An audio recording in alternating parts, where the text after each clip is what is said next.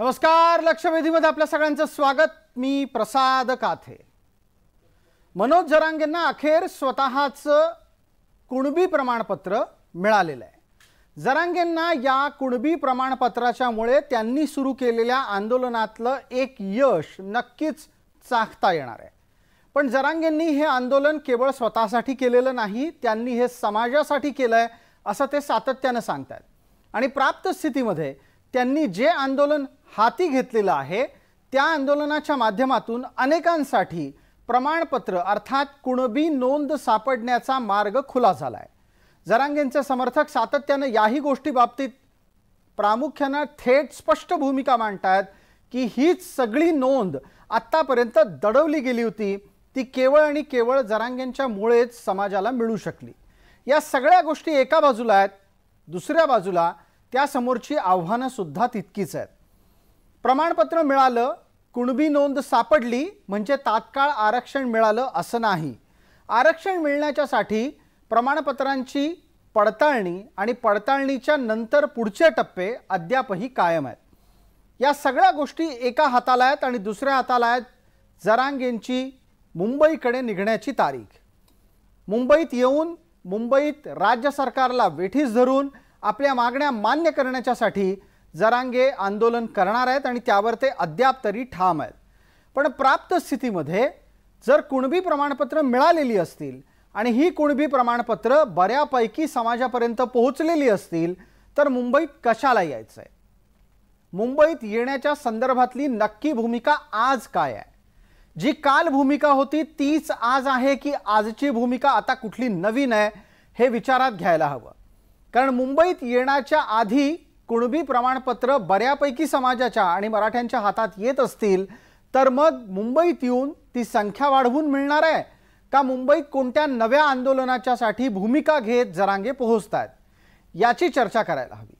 या चर्चेत आपल्या सोबत असलेल्या मान्यवरांचा मी आपल्याला पटकन परिचय करून देतो. या चर्चेमध्ये आपल्या सोबत जरांगेंचे समर्थक या नात्याने डॉक्टर सुदर्शन तारक आहेत.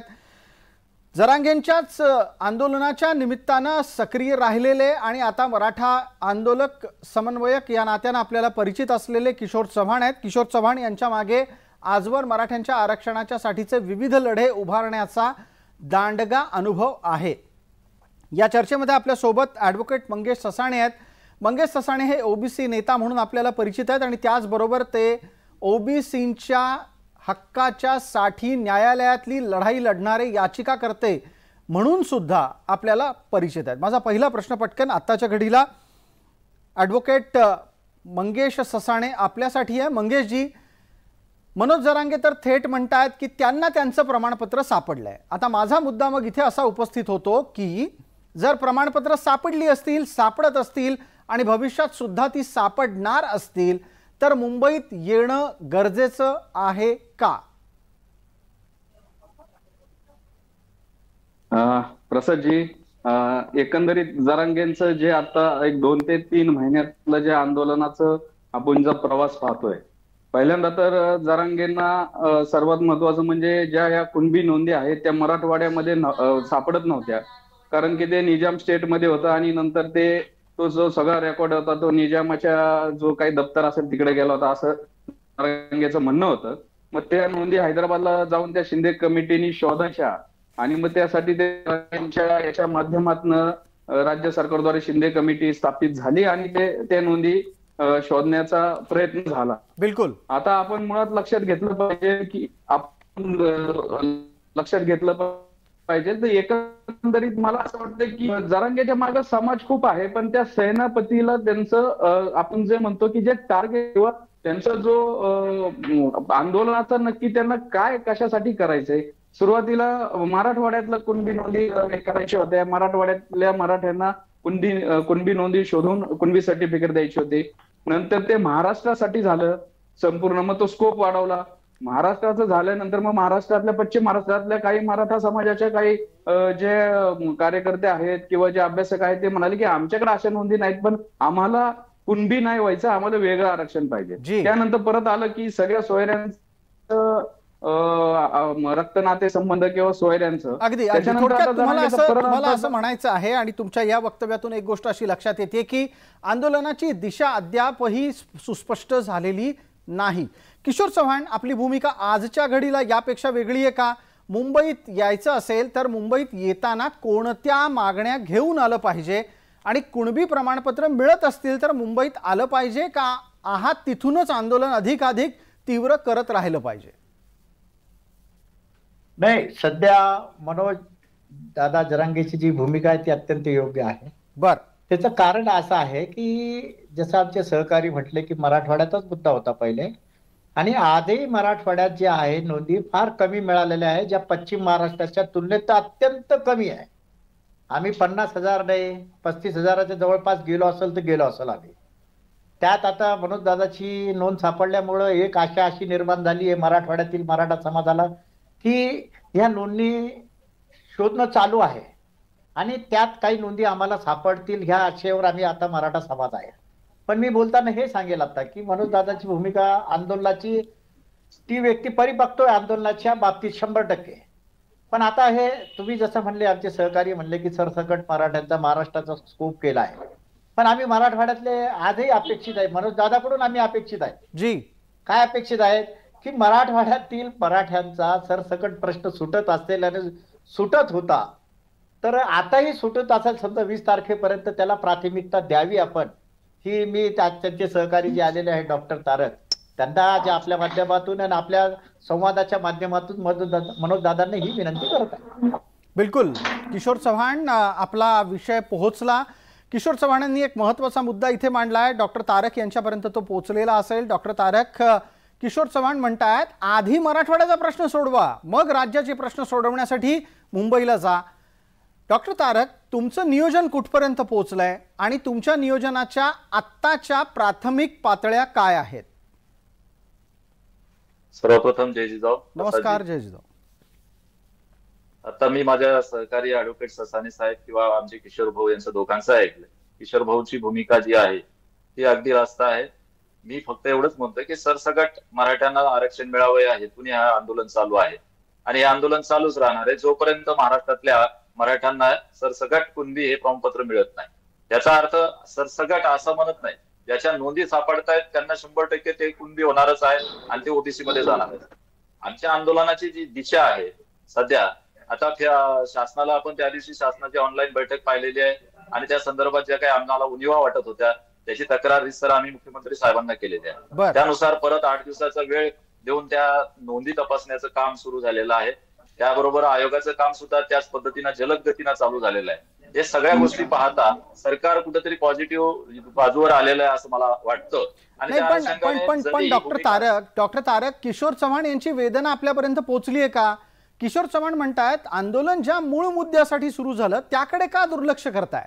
आपण मराठवाड्याचा प्रश्न घेऊन लढायला उतरलो तर मराठवाड्याचा प्रश्न सोडवा, मग बाकीच्या गोष्टींकडे लढा.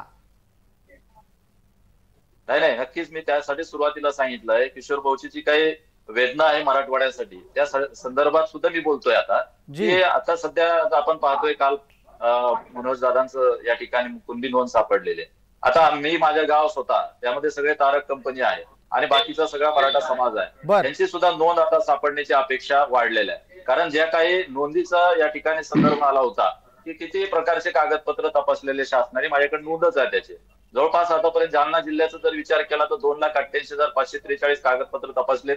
त्यामध्ये 51,000पेक्षा जास्त खासरा पत्रक तपासली, त्यामध्ये 51,900 पेक्षा कुळपत्रक तपासली आणि 30,000पेक्षा जास्त नोंदी ज्या आहेत वही त्या तपासलेल्या, 1,33,000पेक्षा जास्त नमुना हक्क आणि जवळपास 22,000 सातबारे शासनाने तपासलेले. पण हे घाई गडबडीत झाला असावं असं आमची शंका आहे. नव्हे काय अधिकाऱ्यांनी जाणून बुजून निरंक दिला हा सुद्धा शंका आहे.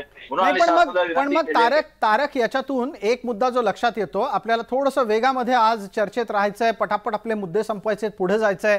तुम्ही सुरुवातीला असं म्हणालात की तुम्ही सरसकटचा मुद्दा घेऊन निघता आहात. तो सरसकटचा मुद्दा किशोर चव्हाणांनी सांगितल्याप्रमाणे सरसकट मराठवाड्यासाठी आहे का सरसकट महाराष्ट्रासाठी आहे? महाराष्ट्रासाठी आहे. जी, आपण म्हणताय महाराष्ट्रासाठी, म्हणजे सरसकट मराठ्यांना सरसकट कुणबी करा या मागणीसाठी तुम्ही मुंबईत येताय, बरोबर आहे? ओबीसी मध्ये आरक्षण द्या ही मागणी आमची. आता ओबीसीत म्हणजे तर कुणबी होणं हे ओबीसी होणंच आहे ना, यापेक्षा काही वेगळं असू शकत नाही. ज्यांची नोंद नाही सापडली त्या मराठ्यांना सुद्धा तुम्ही त्याचे सगळे सोयरे नातेवाईक आहे हे तुम्ही कन्सिडर करावं. नव्हे ते लागतातच आहे आणि त्या अनुषंगाने तुम्ही शासकीय ज्या काही बाजू असतील त्या परिपूर्ण करा आणि मराठ्यांना सुद्धा ओबीसी मध्ये आरक्षण द्यावं. पटकन आता ॲडव्होकेट मंगेश ससाणे यांच्यापर्यंत जाण्याची वेळ आहे. मंगेशजी, आपलं इंटरनेटचं कनेक्शन तपासण्याची गरज आहे. मगाशी आपण बोलत होता त्यावेळेला थोडीशी संवादात कमतरता येत होती. आता मुद्दा इथे स्पष्ट झालेला आहे, तो असा आहे की नोंदी सापडून सुद्धा सरसकटचा मुद्दा काही जरांगे सोडायला तयार नाहीत. ना ते सरसकटचा मुद्दा सोडतायत ना ते सगळे सोयऱ्यांचा मुद्दा सोडतायत. ह्या दोन मुद्द्यांना आपल्या समोर ठेवून ते चर्चेत मुंबईला यायला तयार आहेत आणि त्यांची तशी रचना लागू लागलेली आहे. मुद्दा सरसकटचा तुम्हाला पटतो का आणि सगळे सोयऱ्यांचाही पटतो का, हेही तुम्ही कायदेशीर भाषेत समजावा. 1 मिनिट देतो आपल्याला. खरं म्हणलं तर हे जे आता सगळे सर्टिफिकेट्स मिळतात ते तो खत्री कमिशनचं एक रिकमेंडेशन होतं आणि त्याच्यावरून 1 जून 2004 चा GR होता. त्या GR असा होता की कुणबी जी ओबीसी मध्ये लिस्टेड जात आहे त्या कुणबी लिस्टेड जातीमध्ये ज्यांच्या 1967 पूर्वीच्या नोंदीमध्ये कुणबी मराठा आणि मराठा कुणबी असं लिहिलेलं आहे, म्हणजे खसारा पत्रक असेल किंवा जुन्या महसूलच्या नोंदी असतील तर त्यांना ते कुणबी सर्टिफिकेट द्यायचे कुणबीची पोटजात म्हणून. आता हे सरसकट हा विषय हा ओबीसी आरक्षणाचा नाहीये, एका जातीचा पोटजात तिला कुणबी सर्टिफिकेट देण्याचा आहे. आणि यातला एक आणखीन एक छोटासा मुद्दा मंगेश ससाणे, इंटरनेटचं कनेक्शन अद्याप दुरुस्त झालेलं नाही आपलं, पण जो मुद्दा आपल्यासोबत तारक आहेत त्यांनी मांडला, ज्यांचं प्रमाणपत्र आहे त्यांना कुणबी करा, ज्यांचं प्रमाणपत्र नाही त्यांना ओबीसीत आणा. ओबीसीत काय म्हणून आणा मंगेशजी? मग तेच माझं म्हणणं आहे की ओबीसी मध्ये आणायचं म्हणल्यानंतर सामाजिक आणि शैक्षणिक मागासले पण सिद्ध करावं लागणार आहे. त्यासाठी मराठा समाजाला आता जो राज्य मागास वर्ग आयोगाला आता जे धावपळी घाईघाईमध्ये 20 दिवसामध्ये रिपोर्ट द्यायला लावलेला आहे आणि त्या रिपोर्टचा आधार घेऊन मग त्यांना ओबीसी करायचंय. ते ओबीसी झाल्यानंतर आता 2021 मध्ये सुप्रीम कोर्टाने सांगितलेलं आहे की मराठा समाज हा सामाजिक आणि शैक्षणिक मागास नाहीये. मग परत हा सगळा ही मध्ये मराठा समाजाची परत फरफट करायची, एकीकडे कुणबी दाखले, जर मग ओबीसी झाले तर मग हे कुणबी दाखले रद्द करणार आहे का? वेगळा प्रवर्ग निर्माण केला. आपण त्यानिमित्तानं चर्चेत राहूच. यात मध्यंतरीच्या काळामध्ये मी इतर 2 मान्यवरांपर्यंत जाऊन येईपर्यंत आपल्याला फोनद्वारे जोडून घेतो कारण तुमच्या आवाजाची खरखर खूप आहे. मला किशोर चव्हाण यांच्यापर्यंत पोहोचायचं आहे. किशोरजी, आपण आतापर्यंत अनेकदा आंदोलनं केलेली आहेत. आरक्षणाच्या आंदोलनातला एक चिरपरिचित चेहरा आपण आहात. आंदोलन कधी ताणायचं, कुठे थांबवायचं हे नेत्याला सुस्पष्टपणे कळलं पाहिजे. तुम्ही सांगता आहात की प्रश्न मराठवाड्याचा गंभीर आहे, मराठवाड्यात कमी नोंदी सापडल्या आहेत, जरांगेंची नोंद सापडायला इतके दिवस गेलेले आहेत, तर आधी मराठवाड्याचा प्रश्न सोडवा. पण दुसऱ्या बाजूला तारक म्हणतायत नाही, मुद्दा तर आता सरसकटचा आहे आणि तो सरसकटचा मुद्दा सरसकट सोडवणारच. किशोरजी, अशानं आंदोलन थोडंसं डिव्हिएट म्हणजे मुद्द्यापासून दूर जाईल का आणि ते मुद्द्यावर टिकणं का गरजेचं आहे? किशोरजी, 1 मिनिट. नाही, बिलकुल नाही. आंदोलनाची दिशा आहे बघा. आंदोलनात आम्ही जो अनुभव घेतलेला आहे त्याच्यापेक्षा मनोज दादाचा आंदोलनाचा अनुभव आणि आंदोलनाची दिशा बरोबर आहे. माझं एवढंच म्हणणं आहे, त्या आपल्या आता डॉक्टरांना किंवा दादांनाही म्हणणं आहे किंवा माझ्या समाजालाही म्हणणं आहे, समन्वयक नसल्यामुळं आज डॉक्टरचं माझं संवाद आपल्या माध्यमातून होत आहे, चांगली गोष्ट आहे. पण आता खत्री आयोगाचा विषय घेतला, खत्री आयोगाकडे आम्ही लोकांनी बाजू मांडली होती आणि 1 जून 2000 मराठा कुणबी मराठा निघाला. आता कुणबी प्रमाणपत्र, आता डॉक्टरांनी जो विषय उचलला आहे, ज्या मराठवाड्यातील मराठ्यांच्या कुणबी नोंदी नाही सापडल्या त्यासाठी मी स्वतः हायकोर्टात आहे आणि तारीख बोर्डावर आहे. आणि एक लक्षात घ्या, एक महत्वाचं, फक्त कुणबी जात प्रमाण म्हणजे आरक्षण नाही, मराठवाड्याला नोकरी आणि शिक्षणाचाही बॅकलॉग आपल्याला भरून घ्यावा लागेल. तो सुद्धा मनोज दादांनी तो मुद्दा सुद्धा घ्यायला पाहिजे. आता डॉक्टरांनी काय दिशा सांगितली आपल्याला, आयोगाची जे राहिले ते आयोगाचा अभ्यास करून समजा ते आरक्षण देतील. आता टप्पे 2 आले, एक क्युरिटी पिटिशनचा, आमच्या सहकाऱ्यांनी सांगितला पुन्हा आयोगाकडून द्या. समजा क्युरिटी पिटिशन फेटाळली तर काय करेल सरकार? आयोगाकडून रेफर करून घेईल आणि पुन्हा कायदा करून टाकेल, पुन्हा कोर्टाची लढाई. अजून एक शेवटचं एक 10 सेकंदात, आता जे कुणबी प्रमाणपत्र आम्हाला मिळत आहेत मराठवाड्यात असेल किंवा महाराष्ट्रात असेल, त्यांच्यासाठी भविष्याची कायदेशीर लढाई लढण्यासाठी आम्ही सज्ज आहोत. डॉक्टर तारक, तुम्ही पण लक्षात घ्या, आपल्याला जे काही मिळालेलं आहे एवढे परिश्रम करून, आंदोलन करून, मनोज दादामुळे, आपल्या सर्व सहकार्यामुळे, आणि विशेष ती मांडणी मी स्वतः केलेली मुख्यमंत्र्यांकडे, कुणबी जात प्रमाणपत्र द्या. भविष्याची लढाई आपल्याला मी स्वतः आतापासून तयार आहे. कारण काही चर्चा आम्ही असं ऐकतो आहे, जे काही मराठ्यांना मिळालं एवढा संघर्ष करून ते सुद्धा कायद्यात अडकवण्याची त्यांची तयारी आहे आणि आमची ती सुद्धा लढाई करण्याची तयारी आहे. नाही किशोर चव्हाण, आपण म्हणताय की विरोधकांच्याकडून वेगवेगळ्या चाली खेळल्या जातील, ते स्वाभाविक आहे, हे होत राहतं. समाजातल्या प्रत्येक घटकाच्या बाबतीत तशा पद्धतीच्या क्रिया प्रतिक्रिया होत राहतात. तर ॲडव्होकेट मंगेश ससाणे आपल्या सोबत आहेत. मंगेशजी, आपण हा मुद्दा मांडत होतात मगाशी, ज्याच्या अनुषंगानं आता किशोरजींनी मांडलेल्या मुद्द्यालाही आपल्याला स्पर्श करावा लागेल. एका बाजूला कुणबी म्हणून प्रमाणपत्र घ्यायचं, दुसऱ्या बाजूला ओबीसी मध्ये येण्याच्यासाठी प्रयत्न करायचा. मग तुम्ही जो मुद्दा मांडला, ज्याच्यावर आता किशोर चव्हाणांनी अत्यंत पुसटचा स्पर्श केला, की कुणबी म्हणून जे कोणी आहेत ते सरसकट म्हणून जेव्हा आरक्षण घेतील तेव्हा आपलं कुणबी प्रमाणपत्र परत करतील का, हा मुद्दा का लक्षात घेणं गरजेचं आहे? कारण की याच्यामध्ये असं आहे की जर समजा आता राज्य मागासवर्ग आयोगाचा अहवाल आला आणि नव्याने मराठा समाजाच्या ज्या काही त्रुटी होत्या गायकवाड आयोगामधल्या, त्या त्रुटीची पूर्तता करून परत सामाजिक आणि शैक्षणिक मागासलेपणाचा जी कसोटी आहे ती मराठा समाजाने पार केली आणि एखादा नवीन एक प्रवर्ग बनवला, ओबीसी मध्ये प्रवर्ग बनवला आणि टक्केवारी वाढवली. आता जे 50% जी कॅप आहे त्याची ऑलरेडी मर्यादा ओलांडलेली आहे. ते याच्यामध्ये 105वी घटना दुरुस्ती झाली ईडब्ल्यूएस साठी, त्याच वेळेस ही मर्यादा ओलांडली. ही केस ईडब्ल्यूएस ची सुप्रीम कोर्टात गेली आणि सुप्रीम कोर्टाने याला अपहोल्ड केलं, म्हणजे 50%च्या वरती मर्यादा ओलांडली आणि सुप्रीम कोर्टाने मान्यता केली. आता माझा असं विचार नाही, एक तर मराठा समाजाच्या काही विद्यार्थ्यांना ईडब्ल्यूएसचे सर्टिफिकेट आहे, काही जणांनी आता कुणबी दाखले काढलेत, काही जणांना मराठा म्हणून नवीन प्रवर्गानुसार जर परत मराठा म्हणून सर्टिफिकेट घ्यायला लागले, त्याला एससीबीसी ईएसबीसी असं काय नाव दिलं, नक्की मग ही सरमिसळ कशी काय? बरं, आता हे याचं सगळ्याचं स्क्रुटिनी होणार ज्यावेळेस नोकरी लागते, ज्यावेळेस शिक्षणामध्ये, मग त्याच्यामध्ये हा जो संभ्रम निर्माण होतोय याच्यावर काय उत्तर आहे जरांगेंचं? याच्यावर उत्तराच्यासाठी आपल्या सोबत डॉक्टर तारक आहेत. डॉक्टर तारकांनी त्याच्यावर बोलणं अत्यंत अपेक्षित आहे आणि मुद्देसूदरित्या 1 मिनिटामध्ये या गोष्टीचा खुलासा करावा की नक्की आरक्षणाचा लाभ घ्यायचा कसा आणि जे आधीचे लाभार्थी आहेत ते त्यांना मिळालेले सगळे लाभ सोडून देणार का? प्रसादजी, एक लक्षात घ्या, आमचे मित्र ऍडव्होकेट साहेबांनी जो काही मुद्दा मांडला त्याच्यामध्ये काही असा काही मिसळ वगैरे काही होणार नाही.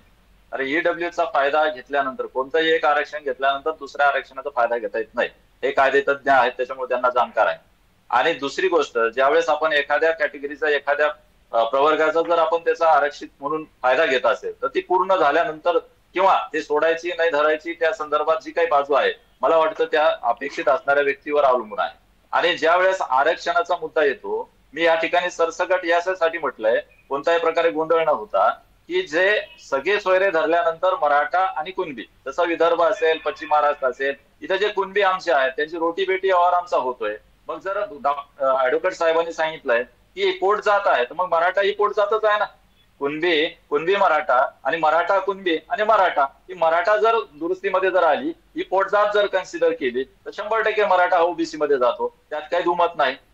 यावरचा प्रतिवाद ऍडव्होकेट मंगेश ससाणेंकडून येतोय, त्यांनाही 1 मिनिटाचा वेळ आहे, नंतर किशोर चव्हाण यांच्यापर्यंत जाणार आहोत. आता तारक साहेबांनी जे सांगितलं की मराठा कुणबीची एक मराठा पोच जाते, पण आपण आता हे सगळे दाखले तपासताना आता मध्ये आपल्या सर्वांना माहित असेल, उस्मानाबाद असेल किंवा औरंगाबाद असेल किंवा सांगली सातारा असेल, तिथं माळी समाज असेल, वंजारी समाज असेल, ब्राह्मण असेल, मातंग असेल, जैन असेल, मारवाडी असेल, यांच्या पण ज्या जुन्या महसूलच्या नोंदी आहेत त्याच्यामध्ये कुणबी सापडलेले आहे. मग मला आता सांगा की फक्त कुणबीची पोटजात फक्त मराठा समाजाचे का? मारवाडी नाही, जैन नाही, मातंग समाजाचे पण काही, वाणी समाजाचे काही कुणबीच्या नोंदी सापडलेल्या आहेत. मग मला सांगा, तसं म्हणलं तर ज्या वेळेस जे आधीचे जे संस्थानं होती, प्रिन्सली स्टेट्स होते, त्यामध्ये कुणाच्या नावाने सातबारे नसायचे, त्या राजाची, त्या संस्थांची जमीन जे असायचे त्यांना कुणबी म्हणून त्यांची नोंद व्हायची. ठीक आहे, आता समजा मराठा समाजाने या जुन्या नोंदीनुसार कुणबी काढले, उद्या ब्राह्मण समाजाने, वाणी समाजाने ह्याच नोंदी घेऊन जर परत आले तर मग आता मग हे कुणबी नक्की कोण कोण होणार? बिलकुल, या मुद्द्यावरचं उत्तर येत आहे. डॉक्टर तारक, हा मुद्दा गेले अनेक दिवस आपण चर्चेमध्ये समजून घेण्याचा प्रयत्न करतो आहोत. प्राप्त स्थितीमध्ये कुणबी प्रमाणपत्र फक्त काही मराठ्यांनाच मिळायला लागली आहेत अशातला भाग नाही. जरांगेंच्या आंदोलनानंतर मराठे नसलेले सुद्धा अनेक जण आपल्या प्रमाणपत्रामध्ये किंवा आपल्या दाखल्यांमध्ये कुणबी लावावं याच्यासाठी प्रयत्नशील झालेले दिसत आहेत. किंबहुना त्या सगळ्यांना कुणबी असल्याच्या नोंदी सापडल्या सुद्धा आहेत की जे बिगर मराठा आहेत. अशा बिगर मराठ्यांचं तुम्ही काय करणार आहात? आणि त्याच्याही पलीकडे जाऊन एकच मराठा हा किती प्रकारे उपश्रेणीकृत किंवा उपवर्गीकृत होणार आहे? एक लक्षात घ्या प्रसादजी, ऍडव्होकेट साहेब अत्यंत चांगला प्रश्न आणि त्यांनी उत्तर पण त्यांनीच दिलेलं आहे, त्यामुळे मी वेगळं काही सांगणार नाही. मुळात प्रश्न असा आहे की जसं आपण म्हटलंय की आमचा कोणाचा जर कुणबी निघत असेल, त्याचे डॉक्युमेंट जर कुणबी निघत असेल, एव्हिडन्स असेल, तर आमचा त्या समाजाला विरोध होण्यासारखं काहीच नाही ना. तर त्या ऑलरेडी आता जर तुम्ही पाहिलंय की लेवा पाटील असेल, खानदेशामध्ये वेगवेगळं असेल, विदर्भामध्ये असेल, हे सगळे कुणबी मध्ये नोंदल्या जातात ना. मग आणखी जर एखादा समाज त्याच्यामध्ये येत असेल कुणबी म्हणून, त्याच्याकडे जर कागदपत्र असतील, एव्हिडन्स असेल, जसं ऍडव्होकेट साहेबांनी सांगितलं की एक एम्पायर होतं आणि त्या संदर्भात जी काही जमीन त्याच्या नावावर होती आणि त्या राजाच्या नावाच्या खाली जे काही लोक काम करायचे ते कुणबीवाले, तर त्याच्यामध्ये सगळ्याच 18 पगड जातीचा 12 बलुतेदार आलेलाच आहे ना. आमचं त्याला काही विरोधच नाही. मुळात हे आंदोलन कशासाठी चाललं हा महत्वाचा मुद्दा आहे की मराठा जो उपेक्षित आहे, आरक्षण त्याला मिळालं नाही आणि ते मिळवण्यासाठी त्याची धडपड आहे. पण डॉक्टर तारक, या मुद्द्यावरच मी आपल्याला विचारतो की तुम्ही मुंबईत येणार आणि म्हणणार की उपेक्षित मराठ्यांच्या न्याय हक्कांसाठी हा मोर्चा आहे. तुमचा जो एक प्रचलित शब्द आहे गरजवंत मराठ्यांचा हा लढा आहे. तुम्ही गरजवंत मराठ्यांच्या लढ्यासाठी मुंबईत याल खरे, तुम्हाला कोणी अडवणार आहे अशातलाही भाग नाही. तुम्हाला मुंबईत येण्यापासून रोखण्याचाही कुठे काही प्रयत्न होतोय अशातलाही भाग नाही. पण या आंदोलनाच्या मुळे गरजवंत मराठ्यांच्या बरोबरच इतरही प्रगत समाज सवर्णांमधल्याही काही घटकांना गरजवंत म्हटलं जाणार आहे का? आणि त्यातून त्यांच्या लाभाचं काय? मुळात लक्षात घ्या, बरोबर, अतिशय चांगला मुद्दा तुम्ही पण सांगितलाय. हे सरकारचं काम आहे. कोणाला कुणबी ठरवायचं, कोणाला नाही ठरवायचं, आयोगामार्फत सरकार त्याच्यावर विचार करेल, आयोग करेल, त्याच्यावर शासन करेल. मुळात हा आरक्षण मराठ्यांसाठीच चाललंय. जर मराठा समाजाच्या कुणबी नोंदी सापडल्या तर ते उपेक्षित नाही, अपेक्षित आहे असं ज्या काय आपण म्हणतो. आणि गरजवंत मराठ्यांचा लढा आहे हा स्पष्ट आहे. त्यामुळे जे काही नोंदी सापडल्या ते कोणत्याही समाजाचा असो त्याच्याबद्दल आम्हाला दुमत नाही, विरोध नाही. आपण असं म्हणता आहात की गरजवंत जो कोणी आहे तो सगळा गरजवंत कुणबीमध्ये किंवा ओबीसीमध्ये येऊ शकतो. 30 सेकंदात एक उत्तर घेतो पटकन ॲडव्होकेट ससाणे यांच्याकडून आणि त्यानंतर पटकन किशोर चव्हाण. माझे दोन एक प्रश्न त्यांच्यासाठी तयार आहेत. ॲडव्होकेट ससाणे, समजा आपण असं धरून चालू, चर्चेसाठी धरून चालू, गेले अनेक दिवस आपण या मुद्द्यावर विविध प्रश्नांनी आणि विविध माध्यमातून चर्चा करतो. मराठ्यांच्या व्यतिरिक्त ज्या बिगर मराठ्यांना कुणबी प्रमाणपत्र असल्याच्या साठीच्या नोंदी सापडत आहेत ते सगळेच उद्या कुणबीमध्ये आले तर उरेल कोण बिगर कुणबीमध्ये? नाही प्रसादजी, हाच कळीचा मुद्दा आहे. जसं जरांगे उपोषणाला बसलेले आहेत, त्यांनी त्यांच्या मागे एवढा समाज उभा केला, तसंच जर समजा ब्राह्मण महासभा अशीच उपोषणाला बसली आझाद मैदानावर, किंवा वाणी समाज बसला किंवा जैन समाज बसला आणि आम्हाला पण सरसकट मारवाडी समाजाला कुणबी दाखले द्या, सरसकट जैन समाजाला कुणबी दाखले द्या ज्यांच्या नोंदी नाहीत, सरसकट ब्राह्मण समाजाला कुणबी दाखले द्या आणि ओबीसीत घ्या, मग आरक्षण 100% मग आरक्षण राहणारच नाही, संपून जाणार आरक्षण. मग माझं एकच म्हणणं आहे याच्यामध्ये, जर मग आता राज्य मागासवर्ग आयोग जर सामाजिक आणि शैक्षणिक मागासलेपण तपासतोय, ती खरी परीक्षा आहे आणि ती पास झाल्यानंतर खऱ्या अर्थाने 100% मराठा समाज ओबीसी होऊ शकतो.